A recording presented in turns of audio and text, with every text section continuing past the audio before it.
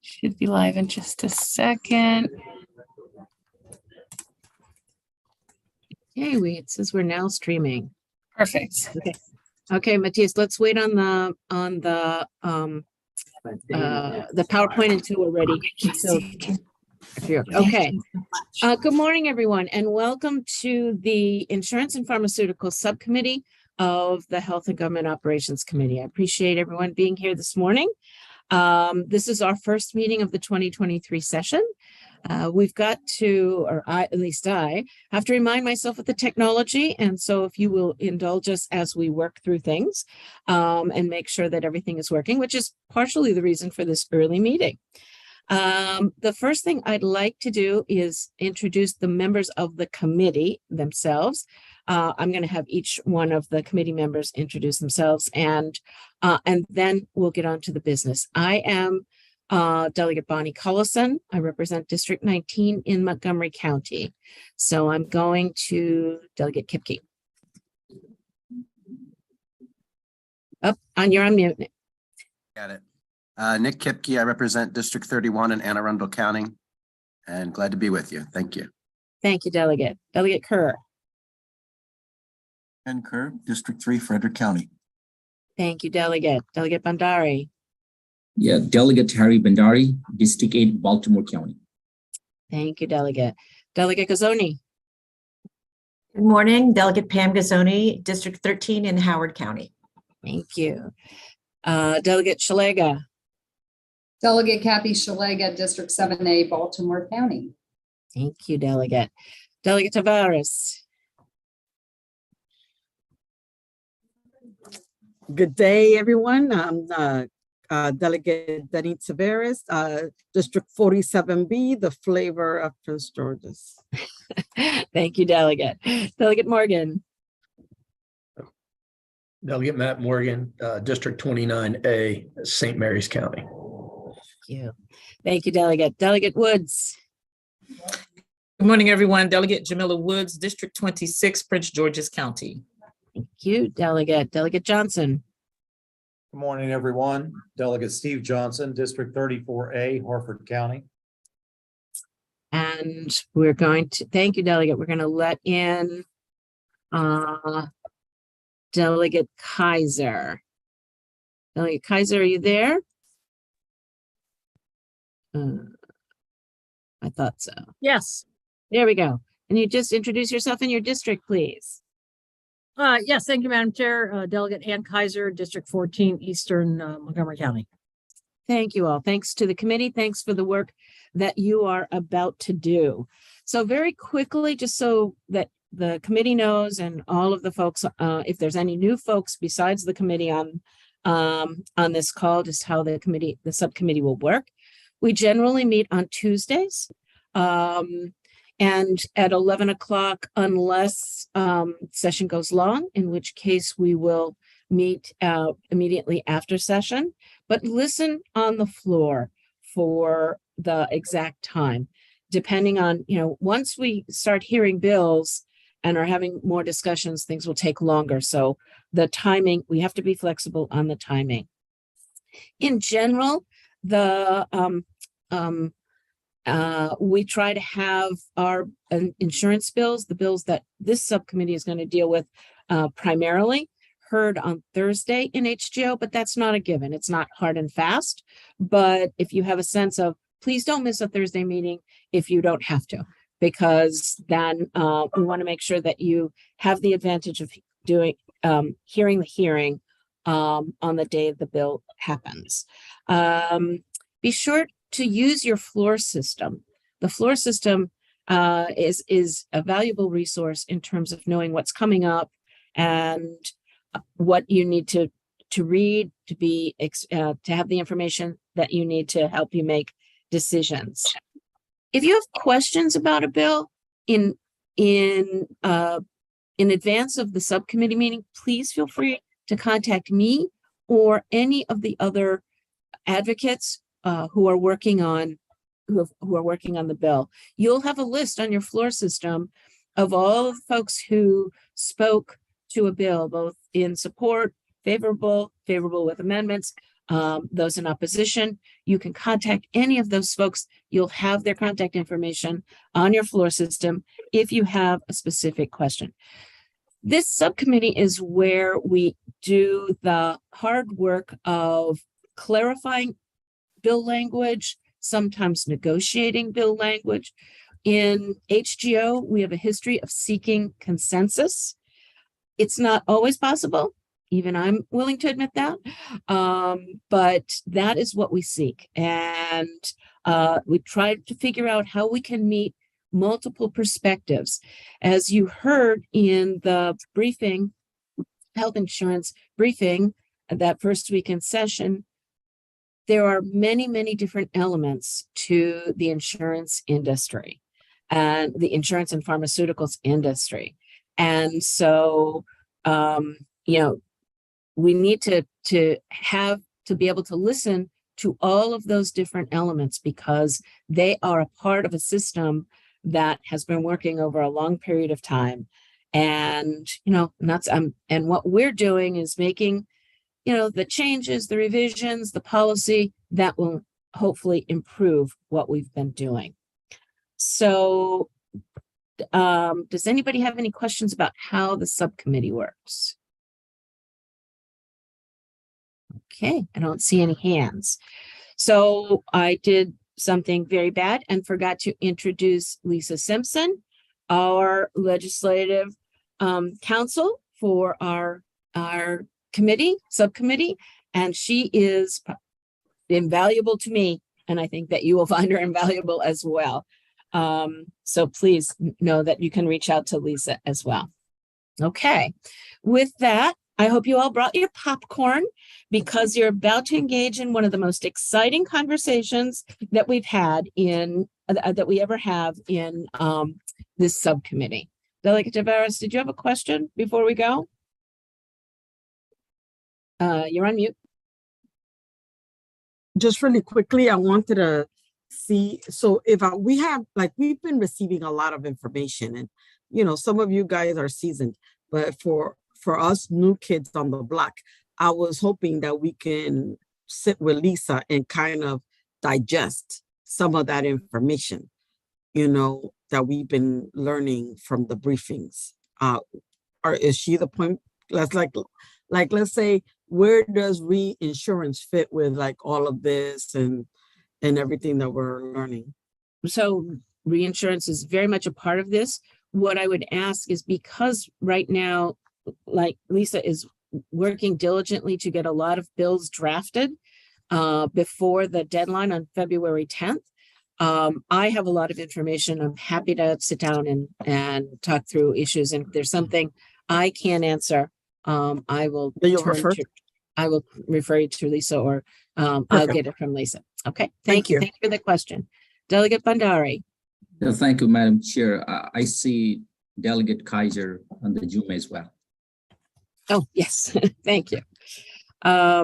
What?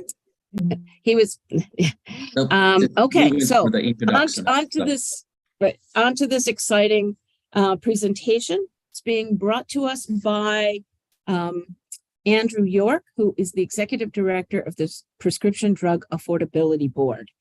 And the reason we are doing this today is you are going to be hearing a number of bills that are related to pharmaceutical issues and specifically to different elements of the chain that is pharmaceutical pricing. And we're going to be making some tough decisions. And what is really important is that you have a sense of who all those elements are and what their role is. And I need to remind you that they all have very specific roles, and Andy is going to speak to that. And they all are companies that are designed to make a profit. So everyone is competing for funding in that chain. And so in terms of policy, we need to look for ways that we can be most fair in helping to figure out how we can regulate the industry appropriately within the confines of the federal regulations. And much of this is regulated by federal regulations. but do it in Maryland so that we can help our residents in Maryland, be able to afford the pharmaceutical drugs that they need to be healthy. So with that, I am going to turn it over to Andy York. And Matthias, now we can have the slideshow up. And thank you, Andy, for doing this. My pleasure. Madam Chair and members of the subcommittee, thanks so much for the opportunity to talk to you today. I hope to deliver on the chair's popcorn level of excitement here. So my name is Andrew York, and I'm the executive director of the Maryland Prescription Drug Affordability Board. And today's presentation, as was discussed, is meant to be a high-level presentation that basically provides an overview of the key stakeholders in the supply chain, and then an overview of how the products work and then how the money flows through the supply chain. This is going to be a description of how things are without too much discussion of why the things are the way they are. And I think it's important to note that there's probably about a half dozen separate presentations that I could do on deep dives on each of those specific issues. So if you ever do need additional information or want detailed walkthroughs on anything, we're happy to provide that as well. And that also includes a detailed walkthrough of how the money actually flows. There's a few examples that may have been sent out as reading, but actually just trying to follow the dollar step by step is actually a very complex process. So even today, that element is going to be pretty high level. Next slide. Yep. So all of these presentations generally start with this flow chart, which is a flow chart of the supply chain. And I think there's a few high-level takeaways. We'll go into this in depth throughout the presentation. But at a higher level, if you look to the right, we call that kind of the product supply chain. And it's pretty standard like most other industries. You basically have a manufacturer that sells a drug to the wholesaler buys it from the manufacturer, and then the pharmacy buys that from the wholesaler, right? So just a markup throughout that set of the supply chain. But one thing that also is supposed to be communicated through this system is that the pharmaceutical supply chain in particular is extremely complex. And where things really tend to go off the rails is through the reimbursement side. So if you look to the left side of the chain. So as you can imagine, most patients that are paying for very expensive drugs often have insurance coverage. And that introduces a pretty complex web of payments, agreements, rebates, discounts, and utilization management. So basically, if we're following on the left side, you have a plan sponsor that hires a health plan to provide the health coverage to its benefit. Sometimes the health plan and the the plan sponsor and the health benefit plan are the same, but sometimes you can have, for example, an employer that hires a health plan to kind of manage the benefit for them. Then a patient pays a premium to the plan for the healthcare coverage, and then the plans select and pay PBMs to manage their prescription drug benefit. And we'll talk about this a little bit more in detail. But the prescription drug, the pharmacy benefit managers, as part of managing the prescription drug benefit, that includes things like managing the formulary and utilization management. They negotiate rebates and discounts from the manufacturer, and then they also create pharmacy networks and negotiate payment rates with pharmacies and do other things like direct and indirect remuneration. And then often patients will pay the pharmacy, which then either goes onto the pharmacy benefit manager, but in the form of co-pays or co-insurance. I'm not going to address this again later, so I'll flag it now. Co-pays are generally flat payment amounts, so like a $5 copay. Co-insurance is generally based on a percentage of the paid amount to the pharmacy. So you'll generally see higher tier drugs on co-insurance, and then that co-insurance, the list price of the drug kind of affects that amount. So I just wanted to flag that for you. Again, but that's probably one of the more detailed conversations later. Next slide. So as I discussed, we look at it as generally two different sides of the supply chain and then the payment system. And they also have different issues. That's kind of why we try to split them up. On the product and supply chain, you have manufacturers, you have distributors or wholesalers. Those are often used interchangeably. You have the dispensers that get the drugs to the patients. And then there's two major markets here. One is the traditional pharmacy market. So this is what you think of when you go to your local pharmacy. And that's managed under its own benefit.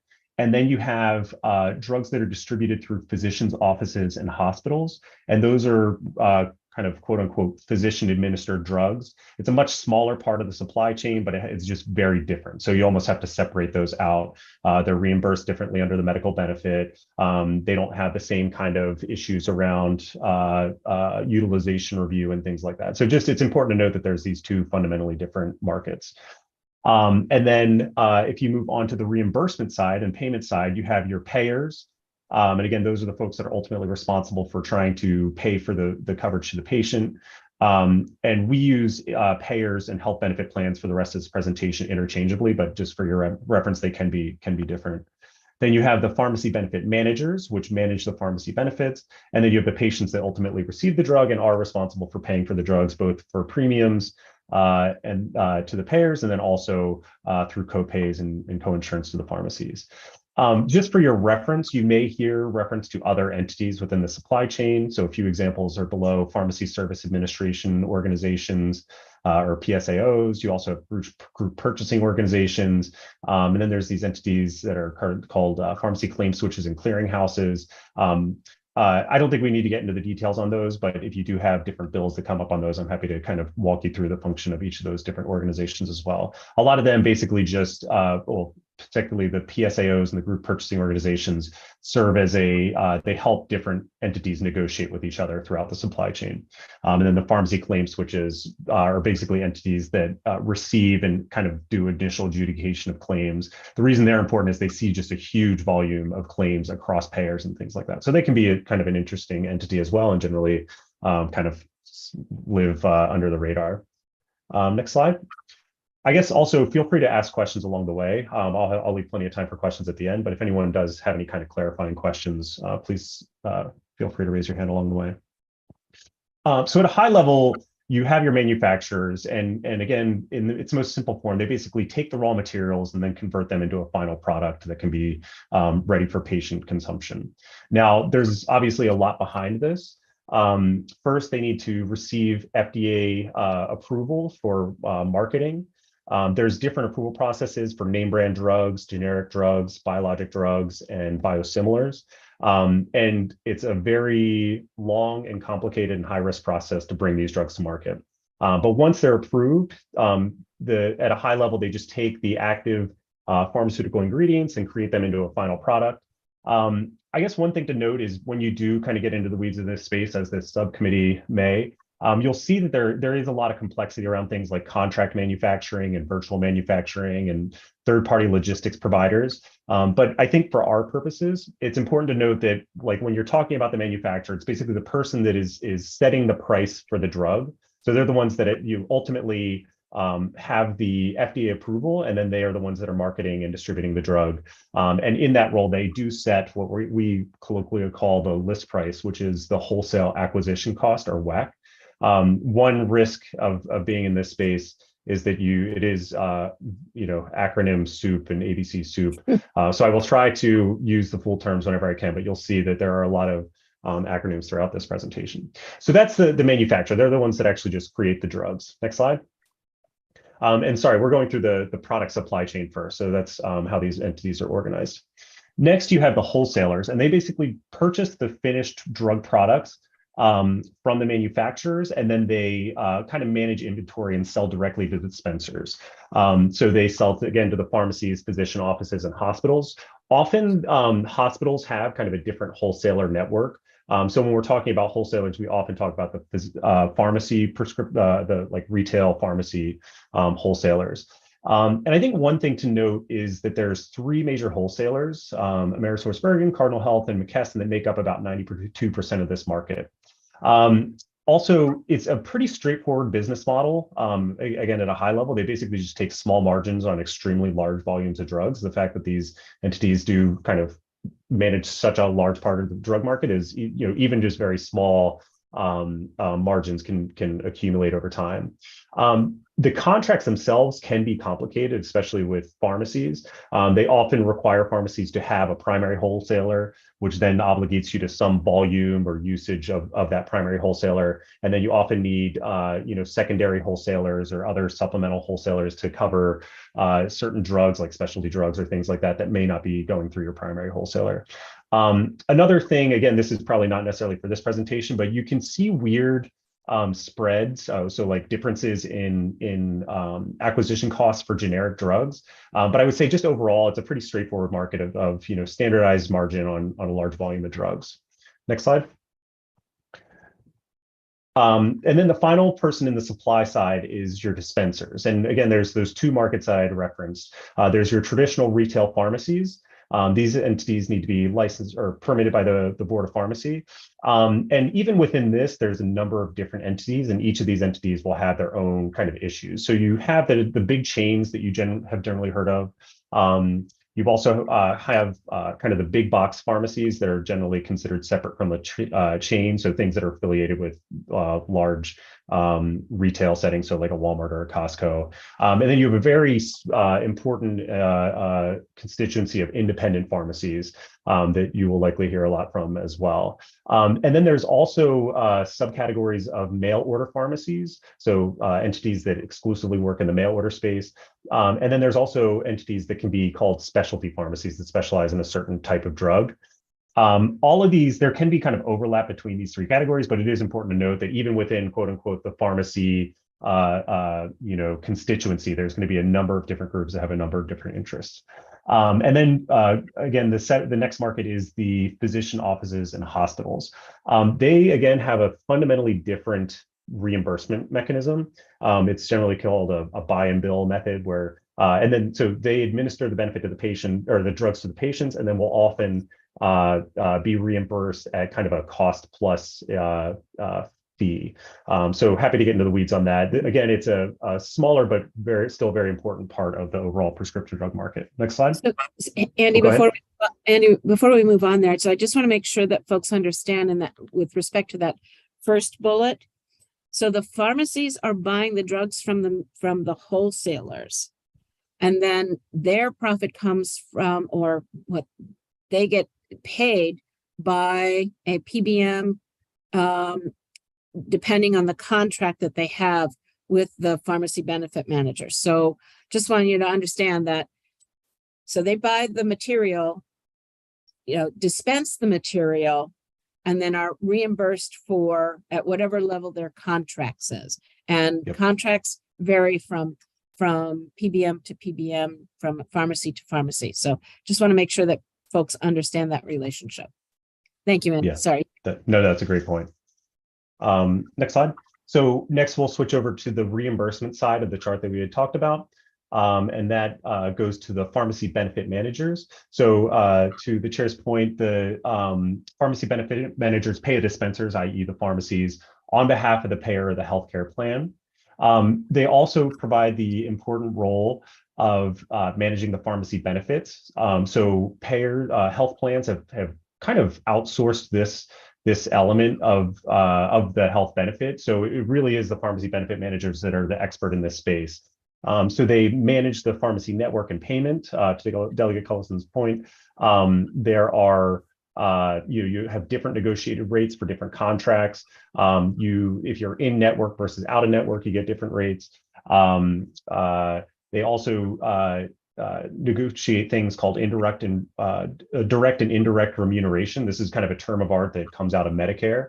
I think this has come before the subcommittee in the past, and I think we've taken some action on this, but this is still something that it's probably worth knowing about. So these are kind of like contractual agreements with pharmacies that have like performance metrics that allow them to do kind of retroactive reconciliation payments. And I know I threw just a big word salad out there. That's kind of the nature of this game, but just flagging it. So there's a lot that happens between their pharmacy network, and then also they negotiate with manufacturers. So they negotiate discounts with manufacturers, and they use what they use to do that is different things like drug formularies and utilization management. So basically, they work with manufacturers, and the way they negotiate lower prices is by either driving volume or taking volume away based on how their formularies and different utilization tools work. So their role is, again, negotiating with the manufacturers on one side and then the pharmacies on the other. They kind of serve in that function. Similar to the wholesaler market, it is a pretty consolidated market where the top three PBMs, which are CVS Caremark, Express Scripts, and OptumRx, handle about 75% of the prescription drug market. Yeah, I think that's we'll talk a little bit more about pharmacy benefit managers when we talk about the flow of the money. Next slide. So the next one is the payers and health benefit plans. Sorry, I may have been talking on the wrong slide, so I apologize for that.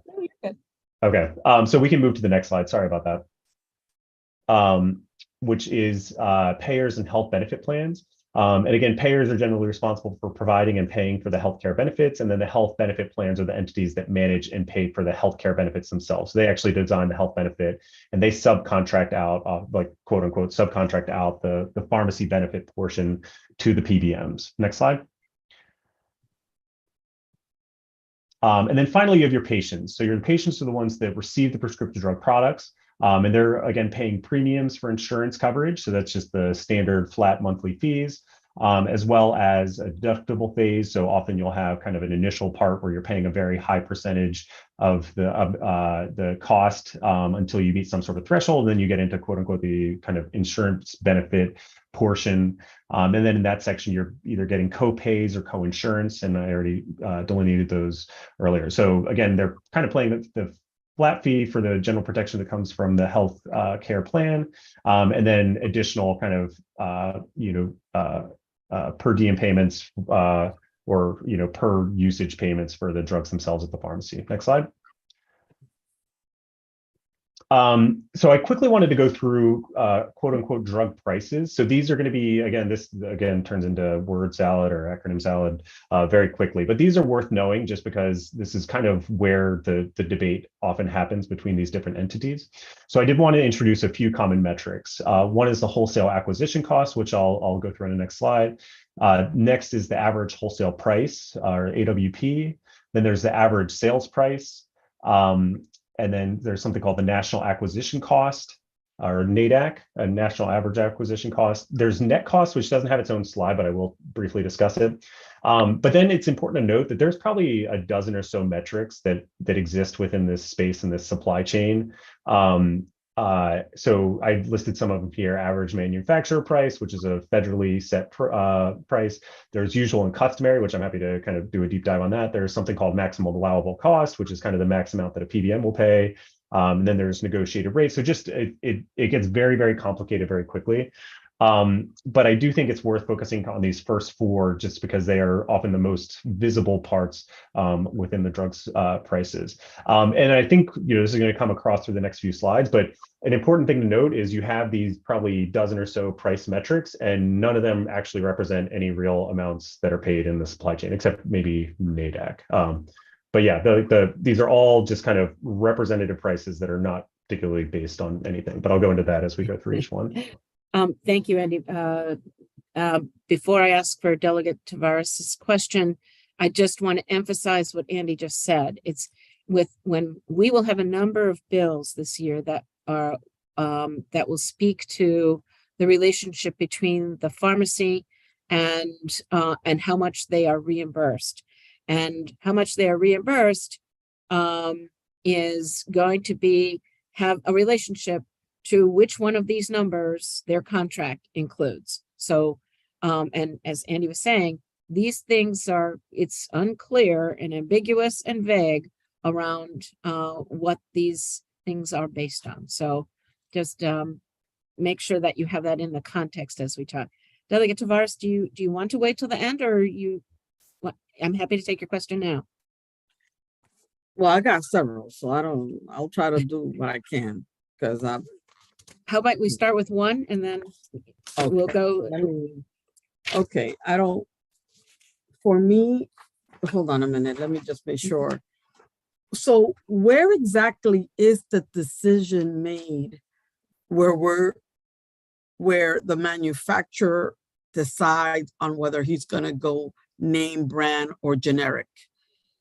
Is that very early on, or is that part of the, like you were saying, that there's a decision made that there are a huge number of individuals that share a common illness and they're taking just a portion of that? Yeah, that's a great question. Yep. So there's So in the US, as part, I'm sorry, I'm going to go down the rabbit hole. But in the US, we basically have a social agreement with manufacturers that came out of basically the Hatch-Waxman Act, that if you are a manufacturer that brings a new brand name to drug to market and go through all the hard work and investment and risk that comes with the innovation that comes with that, then you get a finite government granted monopoly to try to recoup that investment. So that's like the social agreement we have, and that's quote unquote a brand name drug. And then there's a period where you have this monopoly where you try to basically, you can charge what the market bears, recoup your investment. And then after that, generic drugs become eligible to come into the market. And then as soon as those generic drugs come into market, you see something like a, I don't know, 80% decrease once you have 5 competitors on the market. So, I would say that the generics market is a fully functional market where you have a number of different competitors that dramatically drives the price down. So I'd say just a short answer to your question is all drugs come to market as a brand name drug. And then when they lose their exclusivities, generics come to the market and then drive all those prices down. And then the name brand drug loses market share. And then you have a number of different generics that are kind of fighting for market share. There's plenty of caveats to that. So for example, there's something called biologics, which don't have direct generics. They have something called biosimilars. Happily to go into the weeds on that. But at a high level, all drugs come to market as a brand name drug where they can set their own price. And then generics come to market once their exclusivities leave. Is that 20-year? Is that a 20-year? It varies. That's its own presentation. So there's patents, which I think are 20 years, but then there's FDA granted exclusivities, which are probably the most important ones. Often you have to get your patents early in the process, so no one takes it as you're developing the drug. So there's 5 years of patent exclusivity that's lost just as you're developing the drug. And then you can also get many patents on different parts of the process. So that's kind of a rolling thing. And then there's, I don't know, half dozen exclusivities that come from the FDA. So as you get approved as a name brand drug, you get all these FDA granted exclusivities separately. God help us. Okay. We're going to go ahead and move on, and we'll come back, Delegate. Go ahead, Andy. Yeah, and so that's its own presentation on market exclusivities. I'm happy to do that one. Okay, so just going into the price, the most common one you're going to hear of is something called the wholesale acquisition cost, and that's quote unquote your list price. And this is set by the manufacturer. And then it is commercially available through databases. It's often what's called proprietary because it lives in these databases. So you need to hire the database to get access to those. But these are generally considered commercially available prices. And that's your wholesale acquisition cost. You can compare it to the MSRP that you see on a car in a car lot. Even now, I feel like that isn't as much. That might have been more relevant decades ago when there used to be a huge difference between the MSRP and what you would actually negotiate for the car price. But I think one thing to note is in the prescription drug market in particular, there can be extreme variances between what that list price is versus what is quote unquote the net price. And I'll talk about that a little bit later. Next slide. Oh, sorry. So yeah, I just went through this slide. Next slide. Go forward, Matthias. Yeah. Go forward. And so then there's the wholesale acquisition cost, which we just talked about. Next slide. Next is the wholesale acquisition price. And this is going to be a really important price. This is basically kind of the linchpin of the reimbursement system. And I can't emphasize this enough. This number is almost completely meaningless. But again, it's literally the metric that most contracts are built on. In the industry, it's kind of known as or commonly called what's paid instead of average wholesale price. On paper, theoretically, it's supposed to represent the price that the wholesalers sell the drugs to the pharmacy, right? So you have your WAC, and then you have your wholesale or average wholesale price, which should be a little bit, they're basically the margin for the wholesaler to the pharmacy. Again, it is not based on any sales. It is not based on anything. It's generally derived from the WAC itself, which again is not necessarily based on any actual sales. So it's generally if you're just estimating it, it would be about 120% of WAC, so 20% more than the wholesale acquisition cost. But again, it's almost a completely meaningless number. But it is kind of the transactional unit that is used for most contracts. So that's often what the PBM contracts with payers is going to be based on. It's generally going to be some percentage off of AWP. Often pharmacy reimbursements can be based on it. Different rebate renegotiations can be based on it. So it's an extremely important unit within this supply chain, but again, is almost completely meaningless. So that is actually one of the key challenges that we have in this space. There's been a number of kind of government funded or GAO reports and things like that have found that these AWPs can be extremely distorted and cause a number of different issues. But for some reason, it continues to be the main metric that we use throughout our supply chain. Next slide. The next one is average sales price. So I wanted to include this just because it is an important metric, but this is specific to the physician administered drugs. So not all drugs are going to have an average sales price, but this one is a federally defined and representative price. So this is probably one of the closest things we have to an actual price that's paid within the supply chain. It's based on average sales reported by the manufacturer to the government. But again, it is limited to just the physician administered drugs, which have kind of different issues than the retail pharmacy market. Next slide. Another metric that's worth noting is something called the national average drug acquisition cost. So you will probably hear about this if you're talking about pharmacy reimbursement. This is actually a number that is like theoretically a real number. I mean, it is a real number, but it's based on a survey that goes out to pharmacies on what their acquisition costs are. So, theoretically, your NADAC, the National Average Drug Acquisition Cost, is actually supposed to be the real quote unquote AWP. There's a number of weaknesses with the NADAC. One, I think it's a voluntary survey. So what you'll hear is that folks that have higher acquisition costs are the ones that report into this program. So they may be kind of inflated NADAC prices. And then also not all drugs have a NADAC. So if you are, basing reimbursement on a number, it should be a number that exists for all drugs. So just flagging it, there are issues with it, but this again is one of the costs that theoretically is a real number. And just while I'm on this slide, I'll mention the net cost, which I had on the top slide, but it doesn't have its own slide down here. And it's the net cost is not necessarily like a term of art or anything that's defined, but it represents a general idea of the net cost of a drug to a healthcare system after all discounts and rebates. So there's going to be a lot of talk about the list price, and then what we can see, and all the numbers that you see based on hard data are quote unquote the gross price. So that's all kind of like what's paid to the pharmacy at the end of the day. But then there's this entire system of kind of off invoice discounts and rebates that brings the price to substantially below what the gross spend is. So there's a big difference between the gross and net spend. And that's just important to note and kind of a unique feature of the pharmaceutical distribution system and market. Next slide. So we've talked through this. I was hesitating to do this because anything you do in terms of trying to put numbers to these is almost a purely academic exercise, and anything I can do in this format here is going to be so high level that it almost doesn't actually represent anything, but I did want to take a stab at it. So if you go to the next slide, the most simple, like if things just work the way they were theoretically supposed to, or if you are just trying to describe it on paper, it's basically that the manufacturer sells the drug to the wholesaler for close to the wholesale acquisition cost.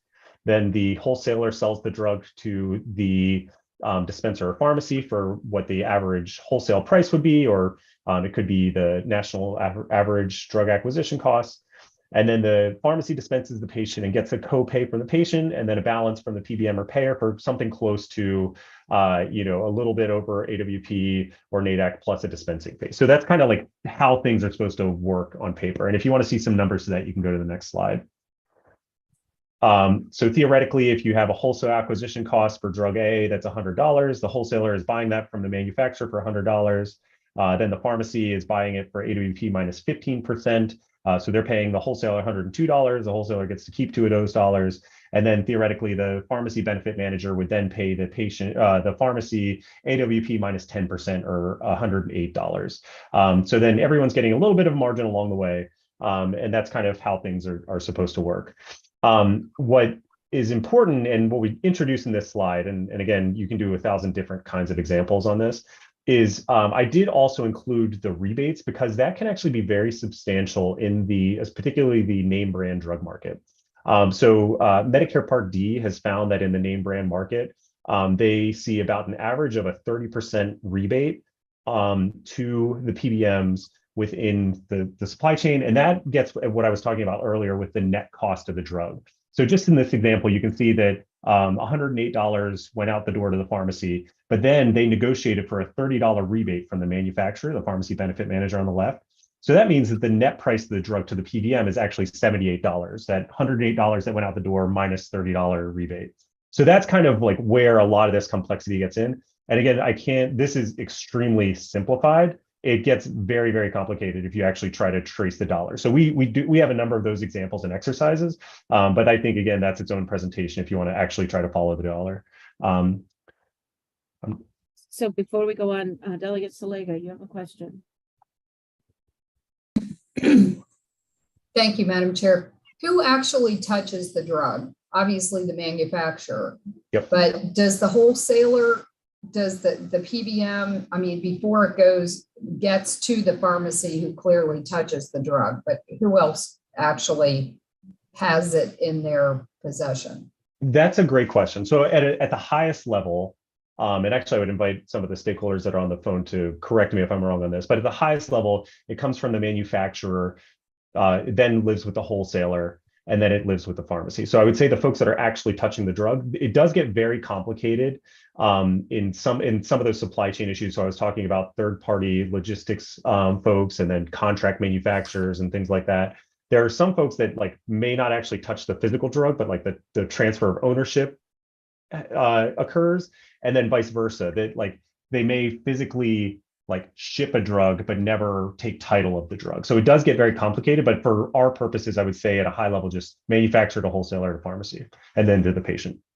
And so the PBM, unless they're dispensing it to directly, because we know some of the PBMs do direct, they're not touching the drug. That's right. Yes. Okay. But you. That was a great point at the end, though. One of the slides that I considered flagging was just the relationships between some of these entities. So there is a lot of vertical integration for, I won't comment on that, but you can see that so for example, to your point, a lot of PBMs also own their own pharmacies. So they, in their pharmacy function, quote unquote, they touch the drug at the end, but in their PBM function, they should not touch the physical drug. Okay. All right. Delegate Bandari, you have a question. Yeah, thank you, Madam Chair. How does this Medicaid Part D, I know it is a federal program that provides prescription drug coverage to eligible individuals who are enrolled in Medicaid. How does this Medicaid Part D work in relation to private insurance coverage, and what impact does it have on out-of-pocket costs for prescription drug for low-income individuals? Great questions. So there's Medicare Part D as in dog. There's Medicare Part B as in boy. I'll just very briefly touch that. And then there's Medicaid, which is for low-income folks. So Medicare is for folks over 65 and then certain disabilities. And then Medicare Part D is the largest insurer in the country. It was created in 2003, and it came with a very, very peculiar structure, benefit design structure, basically just for budgeting purposes that have created just all kinds of crazy incentives over time. But the thing that I think flag for this is, one, an important number of patients in Maryland are going to be on Medicare. Everyone over 65 is eligible for Medicare. So you're going to have a number of just Medicare beneficiaries in the state. It is a federal program. So Medicare is the one, federally, CMS is the one that sets the program design and things like that. So you're going to have a number of but so then that also just means that the state doesn't really have any kind of oversight or can't fix kind of issues within the Part D design. One of the key challenges with Medicare prior to the Inflation Reduction Act is that it didn't have an out-of-pocket cost maximum. And then there also used to be something called the donut hole. And then there's also a reinsurance program at the end and quote unquote catastrophic coverage. All these three in particular just created very weird incentives that kind of have driven the market because Medicare is such a large payer. The Inflation Reduction Act has created a out-of-pocket cap, which is going to be very important for protecting patients. I think that was the biggest complaint that Medicare beneficiaries had. So that cap is going to be coming, it's going to be kind of rolling in over the next 2 years, I think. So that now exists. But just in terms of how does Medicare affect the whole market? It's important to note that because it's such a large payer, what Medicare does, the private sector will often follow. So I guess just a short answer, like when we're talking about things you may be referencing, for example, the Inflation Reduction Act, prescription drug negotiation, and then there's also inflationary rebates. Like, how does that affect the private market? I would say that the negotiation itself is going to be for Medicare beneficiaries, but since it's such a large part of the market, you can imagine how that would kind of flow through the market. So I would just say that they, again, kind of set examples, and then also because it's such a large payer, there can be ripple effects of how their payment policies work. Another thing, and then you asked how this impacts low-income residents. And Medicare has low-income cost subsidies that help patients that are low income. So they often get very subsidized coverage. And so they may not have a lot of the out-of-pocket cost challenges that other patients have just because they have these kind of protections around them.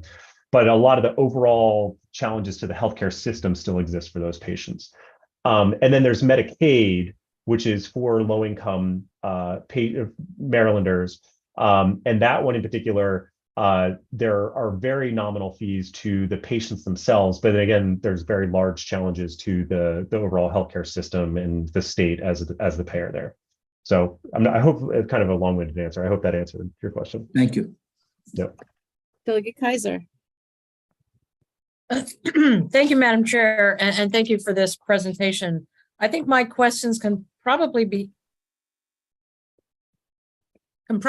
answered at another time, but what I would like to know when I was listening to the presentation about the wholesalers and those 4 bullets and the part on the PBMs, if you could provide information, again, probably at a later date, on the value added aspect of both wholesalers and the pharmacy benefit managers, and how they both improve efficiency, cost, and like over time, their impact. So again, that could be a question for later.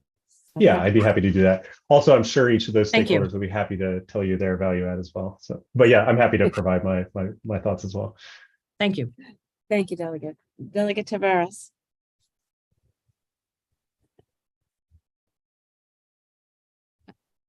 Delegate Tavares. Thank you. Yeah, no, thank you. I was wondering, okay, when we're looking at average sale prices, we're looking at the universe of, are we looking at the universe of all of how much the price is being set over a period of time, or what? Because here's my concern. My concern is that there are some instances we just heard at our last briefing where some medicines were being sold at $3.5 million. And that, I doubt that the production of that would cost that much. Because it seems to me that some of this is arbitrary and capricious on how the pricing is set. So when we're looking at the universe of average sale price, why are we not taking outliers to produce some kind of a manageable cost? That's a great question. So I would say just a few different things. One, the way the prices are set, one, it's kind of set on what the market will bear, but also they're set to recoup the investment. So while the actual production cost of a drug may be nominal, you also need to account for I think the estimates range from $300 million to $3 billion to bring a drug to market. So they need to recoup that investment during the duration that they have their monopoly or their government granted exclusivities. So that's kind of how they price with that. For a lot of these extremely expensive drugs, one, there's a new technology called gene therapy. So a lot of these like very, very extremely expensive drugs kind of fit within that. And it's almost a medical procedure more than a drug at this current point. But then also they're extremely small patient populations, right? So if you have to spread the investment that goes into that drug over a very small patient population, there's inherently going to have to be a higher cost. So those are the justifications I would expect you to hear on why some of those drugs cost so much. I would also just say that you definitely in the drug space have the Pareto's principle, where a very small number of drugs make up a disproportionate amount of the spend overall. So it's often in the specialty market and then name brand drugs.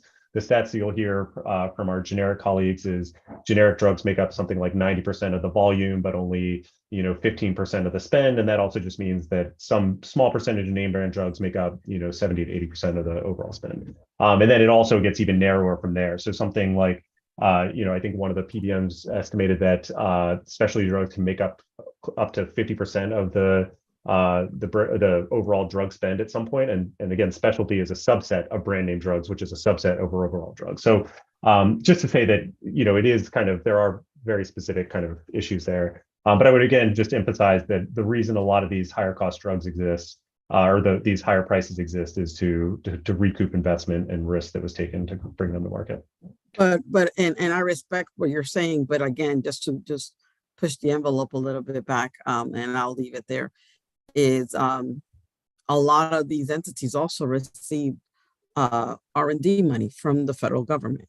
So why are we compensating for those R&D costs in the development? I mean, a lot of this is being done through the university system, and people that are establishing private businesses through the university system that are also publicly funded.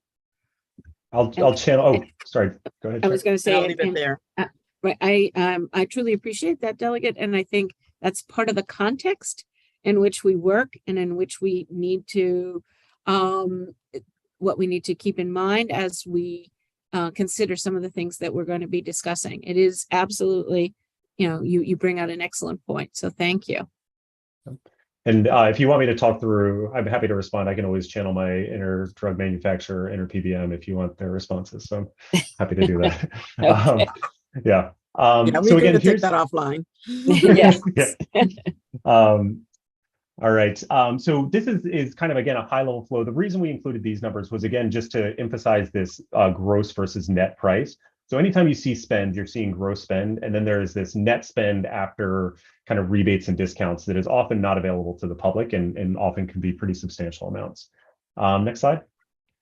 So again, just the actual pharmaceutical transactions are often extremely complex and opaque. Publicly available prices don't actually represent anything that's ever paid. It's impossible to know the final net cost of a drug.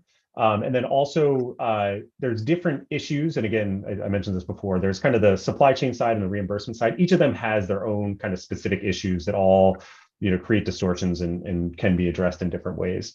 Also, one thing to note is that I describe it as like a net price per drug, but one of the other big issues in this space is like we're talking about millions of transactions over time. And the way the rebates actually work is they come in kind of aggregate amounts to the point that it's actually often very difficult for a payer to understand, what the quote unquote net price of a drug is. So again, even when I present something that looks pretty complicated on paper, it's still not even as complex as it actually is in real life. Next slide. I wanted to pass this on to folks, and actually it's kind of confusing the way it's presented, but this is, if we are talking about how money flows through the supply chain, it is kind of interesting to just see where we think that the funds land. I don't want to spend too much time on this. It's also important to emphasize on this particular slide. You may hear different numbers from different stakeholder groups, and they may push back on specific elements of this chart in this paper. This paper was developed based on just like general SEC filings, and then like modeling and guesstimations and things like that. So this is probably, maybe generally overall represent. Pardon the background noise. I'm sorry. But then also, it also represents a very, it's an average, so it doesn't actually represent any specific transactions. And the whole reason we have to go through this kind of guesstimation exercise is because none of this information is available to policymakers. So if you actually look at the methodology, it is pretty kind of third order on how they came up with these numbers, but it's the best that we have. And just going over some of those numbers in the next slide, these folks estimate that the manufacturers retain about 50, if we want to go to the next slide, manufacturers retain about, for every $100 drug, for example, manufacturers retain about 56%, with the net profit being about 15%. Wholesalers retain about $2 with about a 32-cent net profit. Pharmacy they retain about $18 with about $3 of profit. And then on the reimbursement side, you have insurers that retain about $22 with about $3 of profit. And then pharmacy benefit managers that retain about $7 with $2 of profit. Again, this is an extreme estimation, and I would use it, I wouldn't read too much into this. I would just kind of, again, flag that this is the best that we can come up with based on publicly available data. If any stakeholders want to refute it, like I would probably believe whatever they say, but this is the best estimation that we have. Next slide. And then the last thing I wanted to mention, and I've alluded to this a few times, is that there's different issues for different markets. So the Medicare and Medicaid markets are kind of fundamentally different than the commercial market. Name brand drugs with no competition are different than brand name drugs with a lot of competition. Biologics are their own issues have their own issues with biosimilars, and then generic drugs also have their own issues. And then even again on the dispenser type, there's retail, and then there's subsets of retail, and then there's the physician administered drugs under hospital. Each of these has their own issues that you need to deal with. And so it is very hard to generalize under quote unquote prescription drugs. And it really does kind of come down to like a market by market issue if you do want to work through any of those specific challenges. I was going to conclude. I know we're kind of running up against the hour, but I did want to, I can give you the talking points of each of the industry partners if that's relevant to you. But just at the end, I would just say, you heard about all the different portions of the supply chain and different incentives that are there. I would echo what the chair mentioned, that all of the folks within the supply chain are reacting exactly to the incentives that exist in that market. I think your manufacturers are going to tell you that they need to recoup the substantial investment and risk that it takes to bring a drug to market. It's also very important to continue to incentivize innovation. And then also in terms of list price, there is an arms race to get onto preferred positions for formularies. And that's part of the driver for larger and larger rebates. So they will tell you that list prices are going up, but net prices are generally staying stable.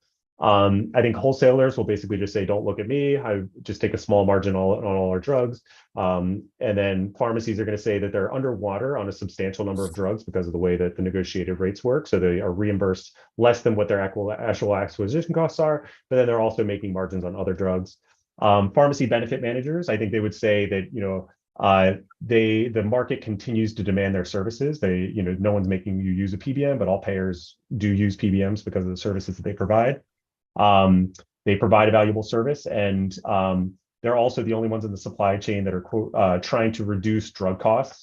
And they'll also let you know that rebates and utilization management tools are absolutely necessary to effectively negotiate for lower drug costs. To the manufacturers, I think there's always a negotiation between like the gross and net price. And they'll point out to the fact that it's the manufacturers that set the list price. So you'll hear that talking point. They'll also, to the pharmacies, they'll often point to the fact that the number of pharmacies is increasing. So like when folks are talking about low margins, but the market itself is increasing, I think that's something they'll point to. And then payers will let you know that they're just trying to provide the good service and control their drug costs. So the reason I bring all these up is I think all of these points are going to be generally true. I don't think anyone's going to lie to you and talk to you about the incentives that they have. But one of the things that's challenging for us as policymakers is it's very, very hard to externally validate any of these claims because of how this all basically lives in that complex black box that is pharmaceutical distribution and reimbursement. So I think that's where I'll conclude today. Hopefully I left enough time to answer any questions that came up. So I see Delegate Salega. Thanks, Madam Chair. Slide 3, it talks about entities and supply chain. It's where you talk about supply chain manufacturers, distributors, dispensers. Are there laws that prohibit a manufacturer to direct dispense to pharmacies? Like, in the alcohol sector, you can't do that. But could a manufacturer sell direct, or do they have to go through the wholesaler? That's a good question. They can certainly sell directly to pharmacies. But when they serve in that role, they are quote unquote a wholesaler at that point, if that makes sense. And I would say that's probably the exception, not the rule, but they can certainly sell this directly to pharmacies. When it goes to the patient itself, that is called dispensing. That's like that's within the suite of pharmacy practice. I would defer to my colleagues at the Maryland Board of Pharmacy if they want to get into the nuance of that, but if a manufacturer would be able to directly dispense to a patient, I would say if they did, they would functionally be serving as a pharmacy. So there's these delineations of different groups, but you can have someone that has multiple of these roles, but they would have, for example, 3 different permits, right? They'd have their manufacturing permit, their wholesaler permit, and their pharmacy permit because they're serving in 3 different roles. Yeah, so I hope that answered the question. And, That and does. the, Thank you. the pharmacy, the dispensing regulations are at the state level primarily. So that would, if a manufacturer were dispensing in a state, they would make themselves liable and accountable to whatever state they were actually dispensing in. So That's right. it's Andy kind of covered it, but just so you know. Yeah. I expect that there are lots of questions about this presentation, but I really appreciate Andy's efforts to make it as clear as possible. And I say that with sincerity because it is, I think that notion of a black box is absolutely true. And it is a market-driven system. And a lot of the market-driven system is regulated under Federal Trade Commission, which says you don't have to share all your information because you are, in order to make yourself competitive in the market. So just, again, I'm trying to provide context as we begin to talk about bills that are related to the relationship between the pharmacy benefit managers, the pharmacies, the wholesalers. We have very little impact on manufacturers themselves, just in terms of the what the state can do. But we will be asked to look at how do we try to create regulation and policy that supports elements in the chain equitably, if to the degree that we can. So please keep this information. I am happy to be available to you to answer questions that you might have. If I can't answer them, I'll go directly to Andy because Andy is my go-to guy on this stuff. And he has offered to be a resource to you as well. And we're going to be seeing those bills within a couple of weeks. So I wanted us to be prepared for it before we get there. With that, are there any final, I got to have the answer right now questions? Okay, seeing no hands. Thank you all very much for your time and attention today, and have a great rest of the day.